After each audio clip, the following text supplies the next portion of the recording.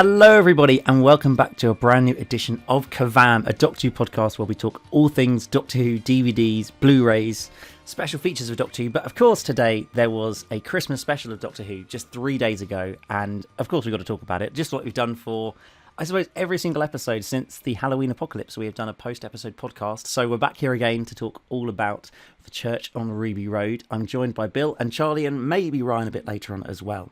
So firstly, Charlie, did you get any Doctor Who presents for Christmas?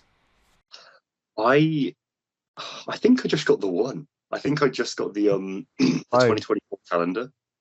Yes, I got that too. I did get that too. Yeah, they're like, all the Doctors one, but weirdly starts with the third Doctor in January. Yeah, because they've got to do the most recent Doctor. Well, yeah. If you're going to have David, you might as well have Shooty. Yes, yeah, I know. I was like, why did you have David in there and not put Shooty in there? Like, there was promotional images of him like in September, but anyway, it's not that big a deal. Yeah. Besides that, though, it's kind of just I've got every DVD and Blu-ray that there is at the moment. Mm-hmm. So yes, there's nothing new to get. Yeah. From 2019 to 2020, earlier this year actually, I was collecting all the DVDs, but in like March of this year, I got the last one.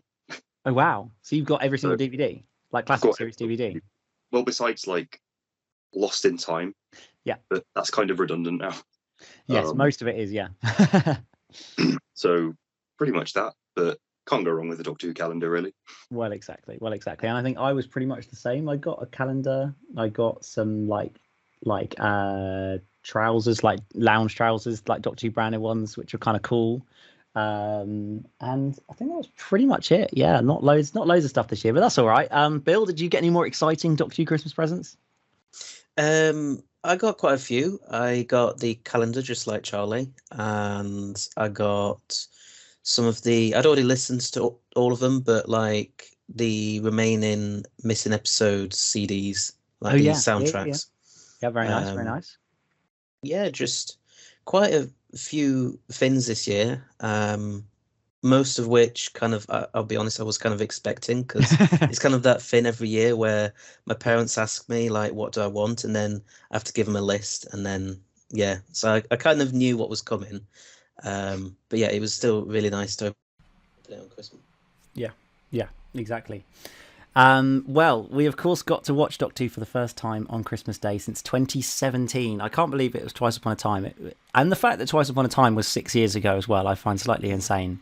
Like, we've had a whole full era of Doctor Who, gone through that whole process, like since the last time we watched Doctor Who on Christmas Day. So, Charlie, did you? I know you got into Doctor Who a bit more recently than me and Bill. So, did you get to watch those Christmas specials before they stopped doing them, or was this your first one?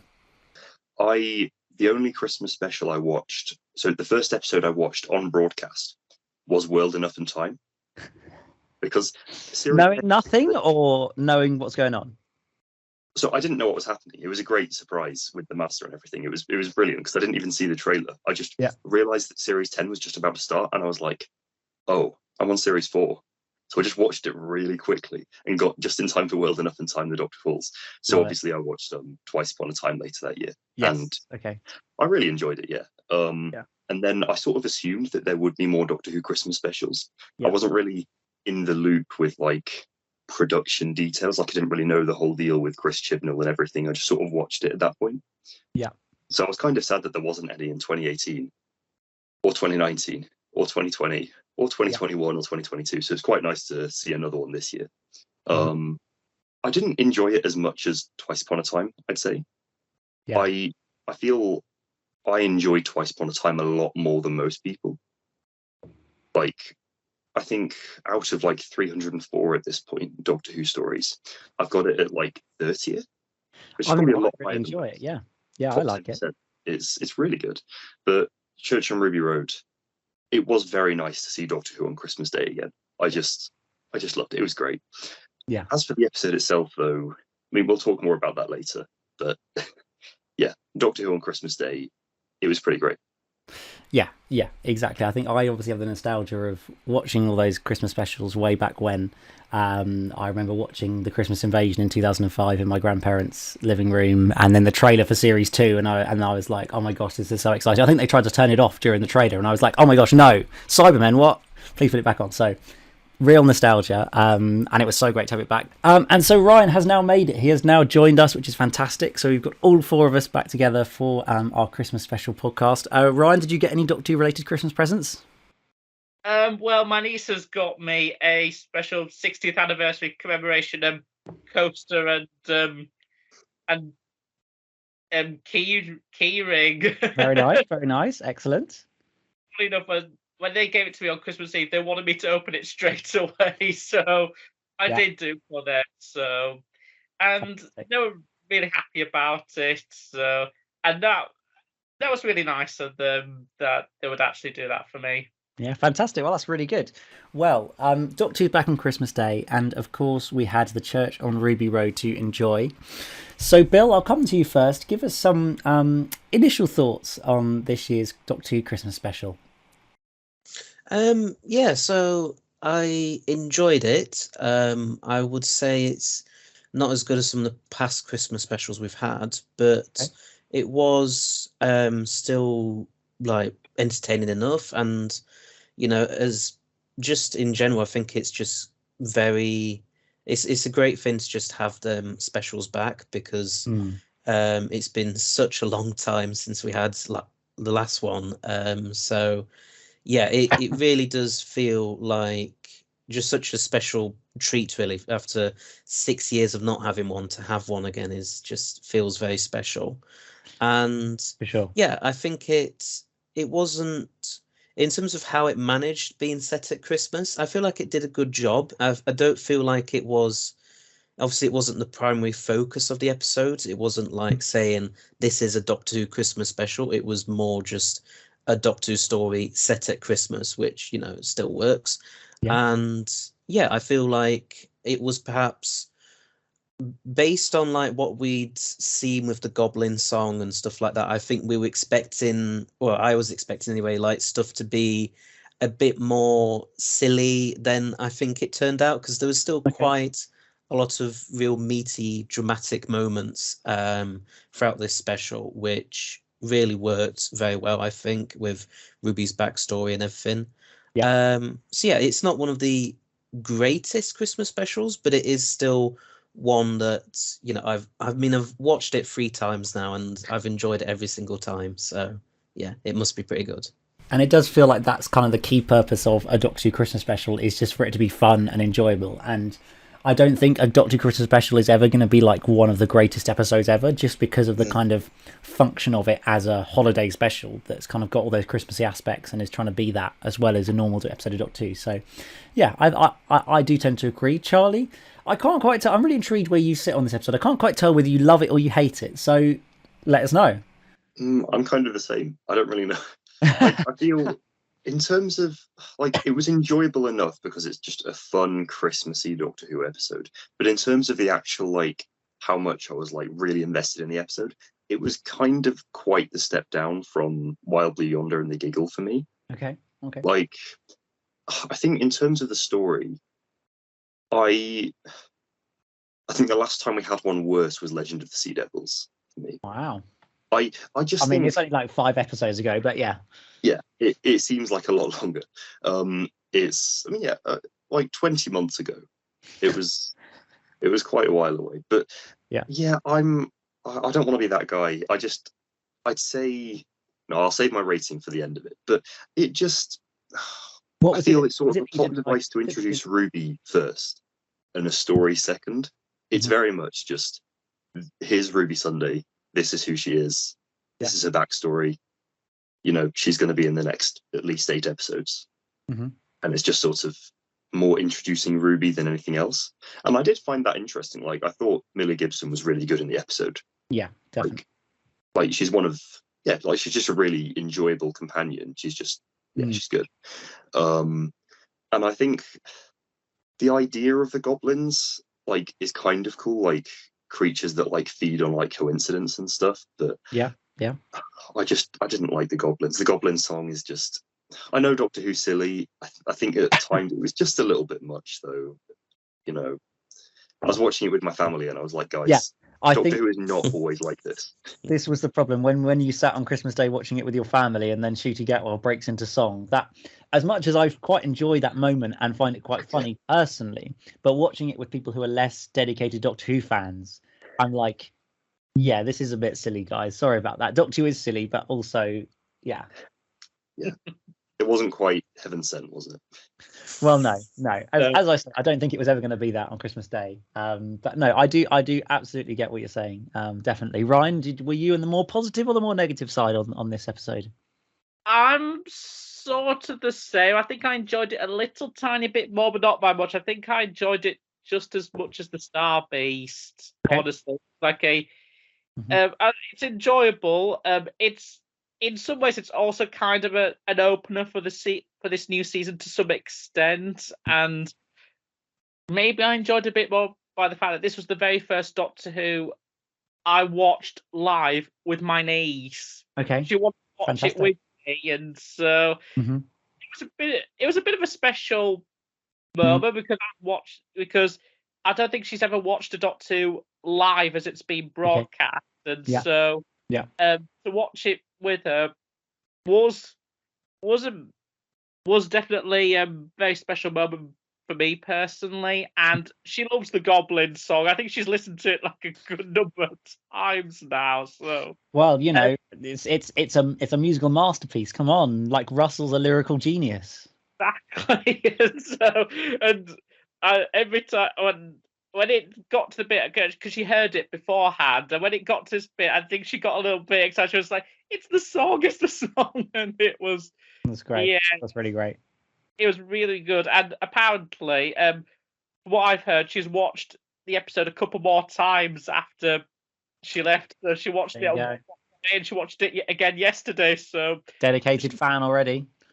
absolutely. And she gave her verdict afterwards. I said, "Did you enjoy it?" Yeah, and she said that she loves the new Doctor and Companion. So Fantastic. they've got the full thumbs up from her. So if it works for her, Yeah. it works well enough for me. What more do you need? Exactly. That's what it's all about, isn't it? Engaging that new audience. And I think for me, I did really enjoy this episode. I think that it's sort of, I've kind of for a long time, I feel like I've been very ready for the new era to start. As much as like it was great to see David Tennant and Catherine Tate back, and I did really enjoy those 3 episodes that we got. I also was kind of like, this is good, but what I'm really ready for and waiting for is the new Doctor, the new companion, the new era of the show. And this is basically episode 0 of season 1. Sorry, which sounds the dumbest thing ever to call Doctor Who 61st year of Doctor Who, call this episode 0 of season 1, but it's essentially what it is. But yeah, I don't know. Whereas I feel like with some sort of new era episodes where you know, like the 11th Hour or Women Who Fell to Earth, where it's new Doctor, new companion, the only thing that's relevant or that we really recognise is the TARDIS. Nothing else is there that we recognise.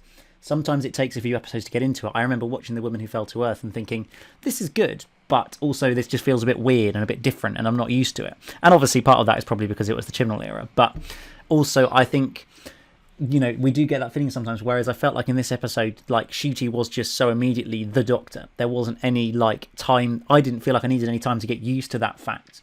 I know we got more of him in the Giggle than we did than previously we've had Doctors in their first sort of regeneration episode, but it really just felt like from that first scene he was the Doctor. It wasn't even a question, wasn't even a thought about it. And then obviously the focus was on the story of Ruby Sunday and her being introduced into the show, which I thought was really effectively done and giving us a bit of that backstory, as well as, you know, introducing a mystery and all these kind of things as well. So Bill, what did you think of the new Doctor and the new companion? Did you enjoy their performances in the episode? Yeah, I thought they instantly you could tell how much Shooty and Millie enjoy acting alongside each other, because they just instantly clicked, I think, on screen. And yeah, it's just, you can tell that it's going to be a great Doctor companion pairing already.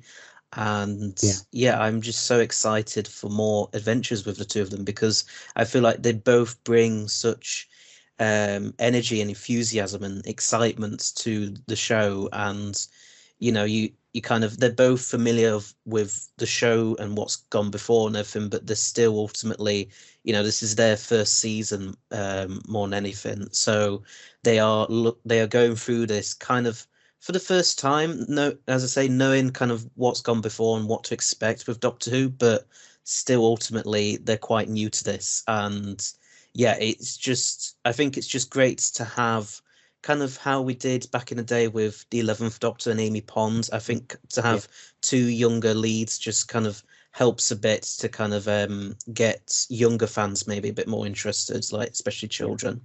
Yeah.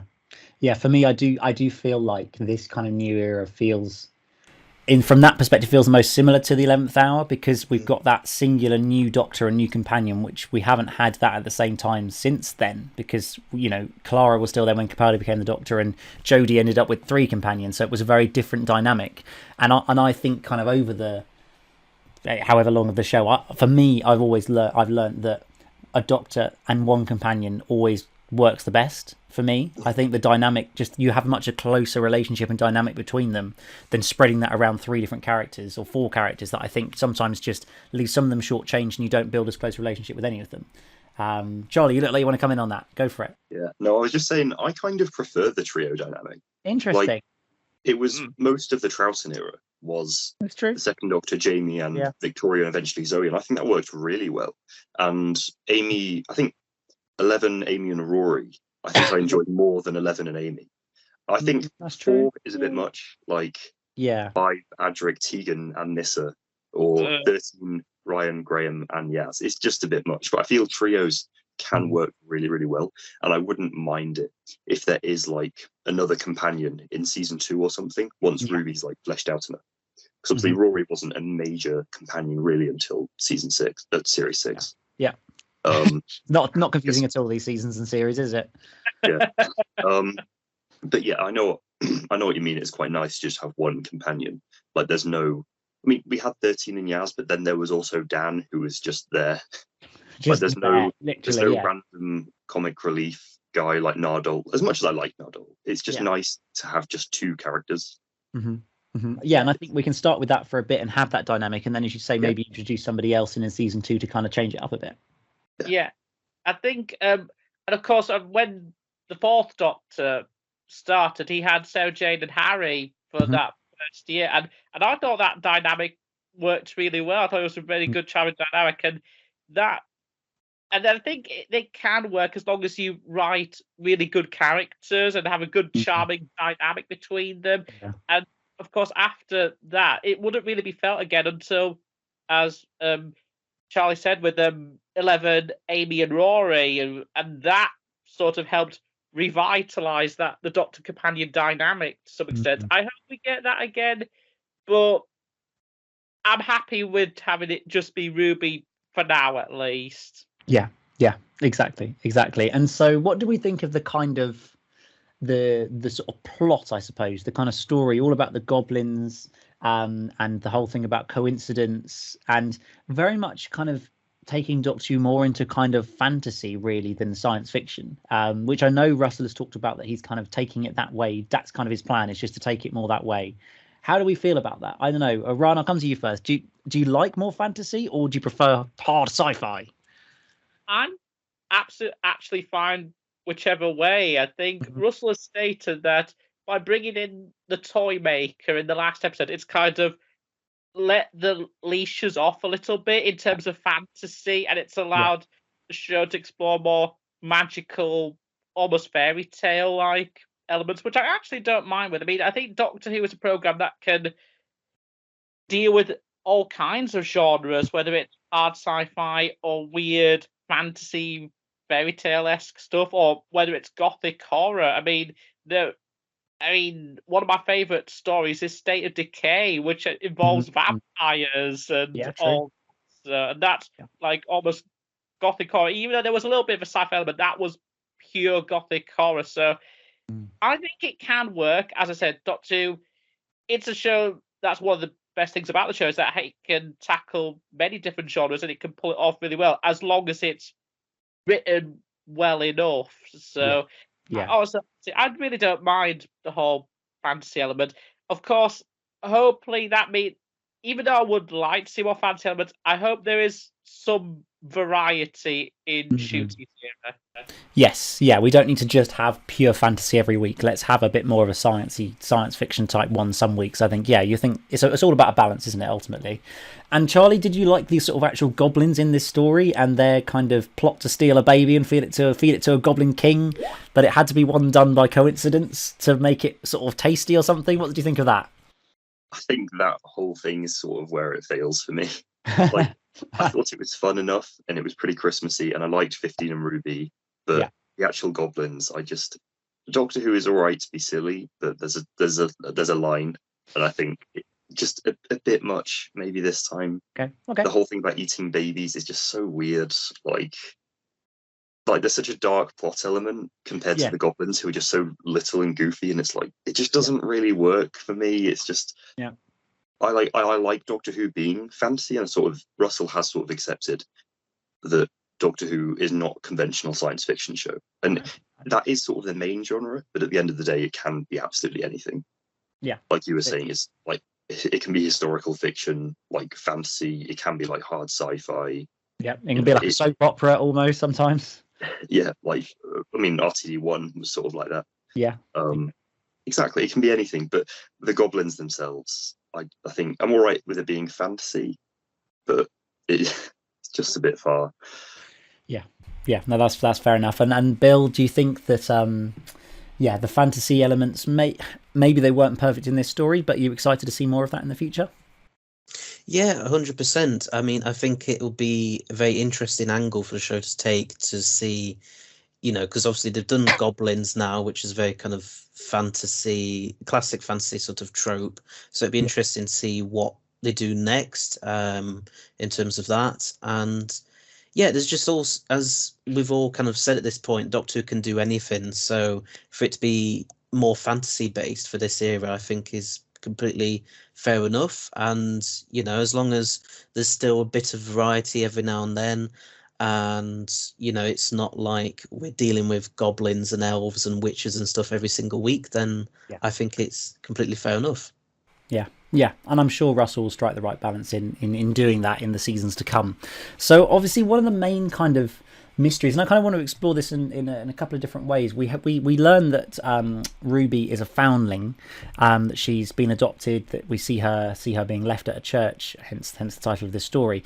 So firstly, we see the parallels between the Doctor and Ruby in terms of being a foundling, and yet another reference to the Timeless Child. So Ryan, do you think this was a good thing? Do you think that Russell has found a good way to use the emotional weight of the Timeless Child for benefit in the program, as I know how much you love the Timeless Child? Of course. I think he did a decent job. I mean, it's delicately handled as it was in Wild Blue Yonder in terms of I mean, they did explicitly do it. They just said the Doctor was adopted. He didn't know where he was from. So I think and in terms of milking emotional weight out of that concept, I think he did a decent enough job. But having said that, I said this before, I really don't want it to be explored any further. Don't go over the Doctor's origins, please. He didn't know where he was from. Let's just leave it at that. Just tell new stories. Yeah. As I also said, who the Doctor was is just not as interesting as who the Doctor is. And that's why any explanation about where he came from or why he chose to leave Gallifrey, etc., will never, ever be satisfying, at least for me. Yeah, no, I do agree. I think, because we can all imagine what we want it to be and what we hope it to be. And if they were to write it into the show, it would never live up to what we want it to be. So there's just no point. And as you say, there's no benefit to tackling the past. But I think that they do use it well to kind of create that connection between the Doctor and Ruby there, that they are both in the same situation, essentially, not knowing who their original family is and stuff like that. And although I'm sure it will be much more explored on Ruby's side of things in terms of, probably finding out who her mother is and things like that in the future seasons, I guess that might still get referenced occasionally in regards to the Doctor. But I don't think we're suddenly going to have a Peter Capaldi style going searching out in the galaxy every episode to try and find who his original parents were, like when Capaldi used to try and find Gallifrey and stuff during season 8. But Charlie, we obviously have this mystery, and we have the Doctor is almost an integral part of this mystery now, which I thought was fascinating. And because we have Ruby left as a baby, or saved by the Doctor and then left as a baby at the church in this episode, we then have the Doctor choosing not to go and find out who Ruby's mother is, but then going back and telling Ruby, oh, I just saw your, basically saying, I just saw your mum. And then Ruby runs off with him in the TARDIS. So surely Ruby's first question is going to be, so can we go back 18 years, please, and go and find out who my mother is? Yeah, hopefully. I mean, it's a bit strange because, I mean, I can sort of understand the Doctor not wanting to, is like not my place to or anything, you know, like butterfly effects type stuff. But I mean, I'm sure Ruby will be like, that'll be like a plot thread throughout the season. Yes. Like, yeah. You know, Ruby trying to find out who her mum is. Yeah. And I'm not sure how it's going to play out though, because what's she going to say? Can we go back to, you know, see who my mum is? And the Doctor's just going to say no. Like, I don't really know what's going to happen. Like, yeah, no, it's really interesting. Going to want to do, but yeah, I think it's really strange. I think whatever happens, we will find out who Ruby's mum is. Otherwise, what's the point of the whole thing? Yeah. Like, it's how her character was introduced. I think it'd be perfect if, I mean, maybe at the end of this season, maybe at the end of, you know, I don't know how many seasons she's going to have, but, you know, maybe like in her last episode or something. Yeah, it's always possible. Yeah. I mean, she's filming season 2. I'm not sure whether she'll be in season 3. Yeah, we don't know. Not sure whether she will be. We don't really know, but I mean, yeah. But I think whatever happens, we need to find out who Ruby's mum is at some point. Otherwise, it's kind of pointless. I mean, we'll get onto it later, but the same with Mrs. Flood as well. Well, yeah, exactly. There's all these mysteries that's been slotted in that we need to find out. As you say, I'm sure they will reveal who, or at least who that person in the hooded jacket is, because everybody said it's Jodie Whittaker, because it obviously looks like Jodie Whittaker's boots and things, which I thought was hilarious. Because, or I at least look at the theory that it doesn't automatically have to be her mother that's the person who's covered up there. It could easily just be somebody placing the baby there on the orders of somebody else because they've interfered with the birth of Ruby, or, you know, there could be some sciencey stuff like you know, Melody Pond, River Song, all that kind of stuff. It could go down that route, who knows? But as you say, Charlie, I'm sure it will get revealed at some point down the line, because otherwise there was no point in the mystery. I'm just intrigued kind of how much of a intrinsic part of the series it is, because surely it's got to be the first thing Ruby wants to find out. She's not just going to, you know, oh yeah, I'll travel on a few adventures, I might as well find it out at some point, because we've seen during this episode that she's desperate to find out. She contacts TV's Davina McCall, as they seem to love to refer to her. Just I the way that the Doctor at the end there just says Merry Christmas, Davina McCall, I don't know, was it really jarring for anybody else, or was it just me? Well, I will say, when that looks like it, that chief elder, that first sort of fake out, I was just like, did they just kill off Davina McCall? I was a bit shocked about that. And then, of course, it turned out to be a fake out at the end, which it didn't bother me, but I was just a bit more put off by, I was just a bit startled by that fake out, because I was just thinking, whoa, Russell's opening this new era by killing off Davina McCall. It was a bit almost sudden, but it was fake out, so it was all fine. And as you mentioned with the mystery, I wouldn't be surprised if that hooded figure is Ruby herself. I wonder if that's it. Wouldn't be surprised if that's the case. But then isn't there the whole thing like that we saw in Father's Day, where you can't like touch your own self from when you're younger or something, though, you know? So where are the Reapers? They should be flying around. Who knows? Maybe it will be. They'll pick some wibbly wobbly timey-wimey for it. Who knows? But in terms of this whole mystery around Ruby's parentage, everything, I hope it doesn't detract from Ruby too much, because otherwise, well, we'll be getting Series 7 Clara vibes again, which honestly, I do like Clara as a character. Well, from Day of the Doctor onwards, I thought she was a great companion, but I'm not going to lie, that whole Impossible Girl mystery of Series 7 was just absolute nonsense for me. I was not a fan of that story arc whatsoever, and I felt it detracted from Clara as a character that series. So I hope we Russell doesn't repeat the same mistakes that Moffat did. Yes. Yeah.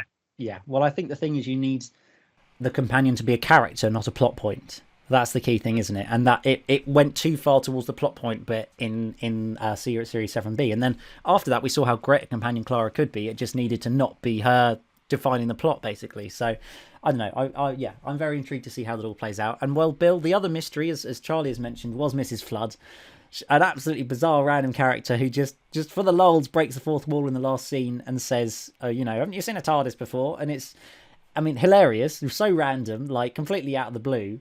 And it clearly is a big... I know some people have gone, well, it was just a funny Christmas moment, but then why would they make a big deal of it on both the Doctor Who podcast, on Unleashed, on social media, if it's going to be nothing? So, who is Mrs. Flood?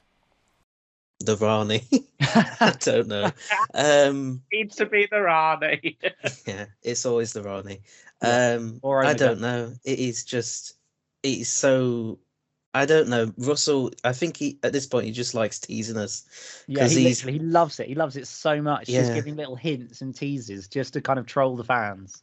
Yeah, I'm not sure if even all of them are necessarily going to lead to anything. I think he's just doing it just for the sake of it, because he's like, I'm in charge again. I'm loving doing this. I'm just gonna do what I want. That's fair enough on him, really. But yeah, if it does turn into anything, I mean, it'd be very interesting to see what Russell does with it, because I feel like what was said in Unleashed was that Russell has not written anything about who she is in season 1 or series 14. Oh really? I must have missed that comment, actually. Yeah, I think it's something about how he's been writing it at the time they were filming it, and I think that might be to do with writing it for season 2 or series 15. So I know he said it was going to be a slow burn, which implies that it's not going to be, an immediate thing that happens in the, early in the next series. So yeah, maybe we'll have to wait a while. Yeah, which, I mean, if that's the case, then there must be, it must be quite a big deal potentially if Russell's not going to explore it that soon. Yeah, I do think that the more kind of immediate mystery is going to be the whole Ruby's mother thing. I feel like that's going to be the big season 1. I mean, it could be that that is Mrs. Flood, and that's how the whole story comes together. Or it could be that's as you say, that might be a season 2 or season 3 mystery. I just kind of hope that if Russell's going to do a slow burn or whatever, that it doesn't mean that either we don't see the character for 2 seasons and it's just like, oh yeah, that character from that Christmas special 2 years ago, that's the big bad. Or that we just see her randomly like pop up at the end of episodes like Missy did in series 8, where it was kind of like, hello, this is a mysterious person that's going to be important, and it kind of doesn't really add anything to the plot or anything apart from just reminding you this character is still a mystery and you'll find out soon. I feel like they should really bring her into a story and make her a big part of it, or have her as a recurring character with Ruby's family and stuff when they go back to Earth or something like that. That's just kind of, we know there's something bad, but no one else does for a while. I don't know. Ryan, have you got any more exciting thoughts on who Mrs. Flood could be? River Song? Hope not. River Song I know people have been wanting River Song to come back. Let her have her end game with Husbands of River Song. That was a great ending for River. Don't spoil it. And I don't know. It was really bizarre, honestly, that whole and to do it as a mid-credit scene as well. I just found the whole thing to be absolutely bizarre. And honestly, if I'm going to be honest, with these couple of mysteries, I mean, I'm kind of more intrigued by the Ruby one than I am about the Mrs. Flood theory. But on the whole, doing these kind of mysteries, I think I've kind of gotten a little bit worn out by them to some extent. I think it's because of having gone through the whole timeless child thing, the whole hybrid thing, and the impossible girl thing. I'm just kind of a little bit burnt out by these kind of mysteries.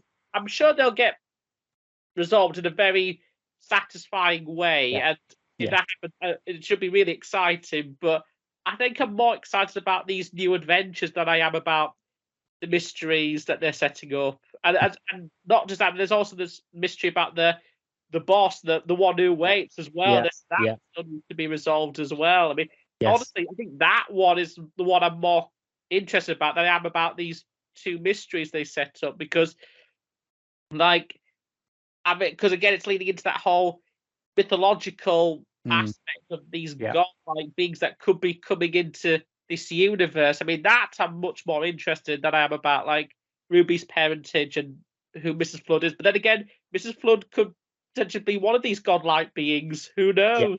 Yeah, well, exactly. Who knows? I feel like Russell's just got a checklist of mysteries at the moment and hasn't paid off any of them. But we've only had 4 episodes, so I'm sure some of them will become wrapped up at some point. Charlie, do you have any theories on Mrs. Flood at the moment?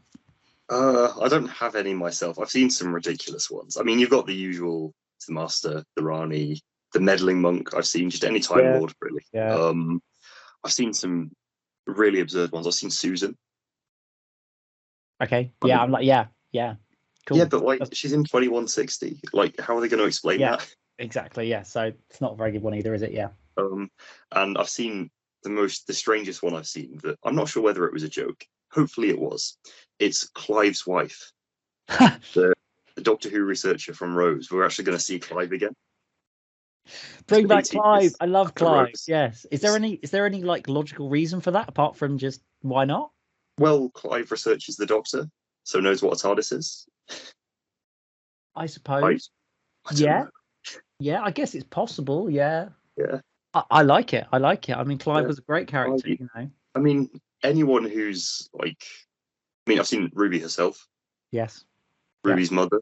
Anyone who knows what a TARDIS is, really. Yes, which could be a lot of people, let's be realistic. It's not just going to be Time Lords. So, well, I'm sure that we will, even if it takes us, we'll probably be talking about this in 2026, going, oh, we're finally going to find out who Mrs. Flood is and all of that. And we'll still be here talking about them all. But guys, it's time for you to give me your ratings for the story as a whole. So, Ryan, I want to come to you first. What's your rating out of 10? Oh, boy. I'm torn between a 7 and an 8. Okay. This one. I mean, if it is an 8, it's a low 8. It's how I felt with the Star Beast. So it's as a 7 or 8 out of 10. It's either one of those two for me. Yeah. Bill, what's your rating? I think mine. I'm gonna say 9 because I gave a Star Beast 9, but I feel like they're kind of in similar vein to each other. I feel like just. In terms of the episodes we've had this year, I don't think they've really been able to get any better than Wild Blue Yonder and The Giggle, because I feel like whilst this Christmas special was good, it just had some very stiff competition this year. Yeah. So but we'll see, how it ranks in terms of, the new era to come later on. But yeah, probably a 9 out of 10 for me. Yeah, absolutely. And Charlie, what was your rating? I'm intrigued. I'm very intrigued. Probably a 6. 6? I've got it on my weird nerdy spreadsheet. So there's 304 Doctor Who stories now. Yeah. If you don't count Sharda. Yes. Okay. And count Trial of a Time Lord as one story. Yes. There's 304. I probably would include Sharda, but yeah, apart from that, I agree. I would too, but it makes Power of the Doctor 300, and that's really nice. Yeah, that's fair. That is fair. Yeah. And it's 207, which sounds really bad, but like, what stories is it next to? What stories does it come up near? It's around the same sort of. It's got Mordred Undead right above it. Okay. Which is random. And right below it, we've got in the Forest of the Night, which I always found kind of underrated. I don't hate it as much as most people. Interesting. Okay. Yeah, it's just okay. Like, I don't hate it, but the really bad parts of it balance out with the really good parts, and it's all right. If I'm like doing a marathon and I come up to it, I'm not gonna like scream in anger like I will Legend of the Sea Devils. Yeah. I think it's probably the worst 2023 episode. Okay. But that's just a testament to how good these specials have been, really. Yeah, exactly. We've definitely had 4 very good episodes of Doctor Who this year. I'd probably give it an 8 out of 10, so somewhere. I think I'd put it maybe above the Star Beast, but maybe below the Giggle and Wild Blue Yonder, I think would be where I sit it on this year's episodes. But one final thing we wanted to quickly mention just before we go was the sad passing of Richard Franklin over the start of this week. I think it was on Christmas Day that he passed away. And we heard the news after the episode aired on Monday, which was really sad to hear because, of course, he was played Mike Yates back in the classic series from, I think, season 8 to season 11. I guess he was in. What was his first? Was his first story Terror of the Autons, wasn't it? And then he was in the show until Planet of the Spiders in almost all, or was it all of the unit stories? I think he was in almost all of them. Of course, having very significant moments in Invasion of the Dinosaurs and Planet of the Spiders, where he sort of, turns on unit basically because of his beliefs and things, which was a fascinating storyline and really gave kind of more meat to the character than really any of the other unit family, apart from maybe the Brigadier.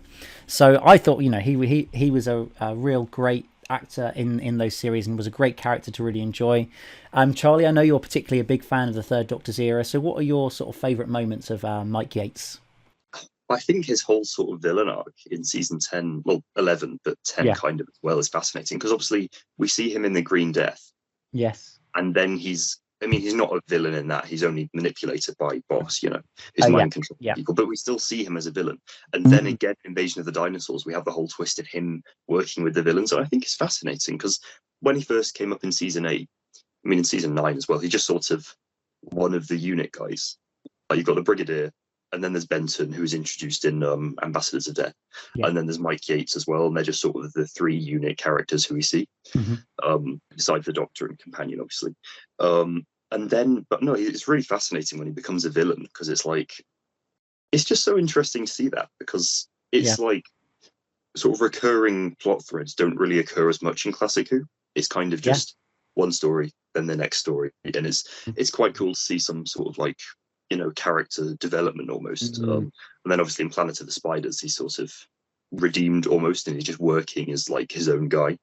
And I think, he was a really great character. And I think it's just a shame we've got another one of the unit family not with us anymore. Like you said before, we've got John Levine, Katie Manning, pretty much. That's and pretty Tom much it, great. Exactly, yeah. He's certainly a great guy. And I know he was always really, I think, enthusiastic about the fact he'd been in Doctor Who and, loved being a part of going to conventions and things and lots of interviews we've seen on DVDs and stuff as well. You could see how much he just loved that he had the chance to be in it. So Bill, what's your favourite memory of Mike Yates? Well, mine is actually not connected to the TV series itself. It's to do with the audios he did with Tom Baker, the Hornet's Nest, Demon's Quest and Serpent Crest ones he did, all written by the brilliantly talented Paul Mars. And they were something which I think I was familiar with Yates from Planet of the Spiders around about the same time that they came out. But beyond that, I didn't have much experience with the character at that point. So it was really nice to kind of get to know him through that and kind of seeing, because he played a much older version of Yates in them. And then he was he teamed up with the 4th Doctor, Tom Baker. And I feel like they had a nice dynamic because it was, it's great what Yates had with the 3rd Doctor, but it was especially good to see that kind of develop and go off in a slightly different way with the 4th Doctor. I think that was just I've got such fond nostalgic memories of them audios, and even his time on the TV show I thought was just brilliant. The fact that he does become a traitor, as you say, in Invasion of the Dinosaurs, but he does it not because he's turned evil, but because he's just he means well, but he's just kind of fell in with the wrong crowd, essentially. I think that's a really fascinating journey to take his character in. And as you say, it wasn't something that the classic series did that much. So when it did start, that was really wow, this is really interesting. Maybe it wasn't explored as much as it could have been at the time, but again, that's just what the classic series kind of did with those kind of stuff is they prioritize the story first over any character development, which some people prefer, but it was still handled very well, I thought, for most part. And he was just such a great character, and I especially loved him and Benton and his moments. Rank has its privileges or something, and he's eating some cheese or something that Joe's brought, and I think that's just a wonderful, lovely moment. Yeah, absolutely. There's some real iconic moments. And so, Ryan, just to finish us off, if there was one episode or one story we should go and watch now just to be able to remember Richard Franklin and to remember the character of Mike Yates, what would you pick? If for a good story that utilized Mike, might be Planet of the Spiders, but for me, it would be the Demons. really love the demons. It's still to this day my favourite story of the John Pertwee era. I absolutely love it. It's a 10 out of 10. And I think Mike got some really good moments in that story when trying to make sure that one of the masters minions make sure to try and tag with him over the helicopter and him firing. And then of course that one of the last lines in it where the Brigadier is just was so done with it all that he's kind of, and everything's resolved. He's just like, what should we do now? And Mike's just like, fancy a dance, Brigadier? And he's like, thanks, Yates. I think I'd rather have a pint. I think that was just a lovely moment. Yeah. And I think that story does a good job of utilising the unit family really well. And it's just a great piece of Doctor Who storytelling ever. I absolutely love that story. And I feel like each character of that unit family plays their role really, really well in it. And if you want a good old fashioned unit story and just to see how great they all are, whether it's the Brigadier, Benton, or especially Mike Yates, I think that one for me is the one to check out. Absolutely. Yeah, that's a very good shout. And yeah, we remember Richard Franklin, who died on Monday this week. But that is just about all we've got time for on this edition of the podcast. Thank you so much for joining us and listening into our thoughts on the Church on Ruby Road. Of course, this is our last podcast of the year. We've been talking all things Doctor Who all year, and we'll be back hopefully better than ever next year. I'm aiming for a lot more podcasts next year, so do keep an eye out for lots more discussion about Doctor Who, about the physical media releases and all of that. So do remember, guys, check us out on Twitter at KERVAM Pod, check us out on Spotify, on Apple Podcasts, on my YouTube channel, EMS Productions. But for now, all it leaves for me to say is a Happy New Year, and we'll see you all in 2024. Goodbye.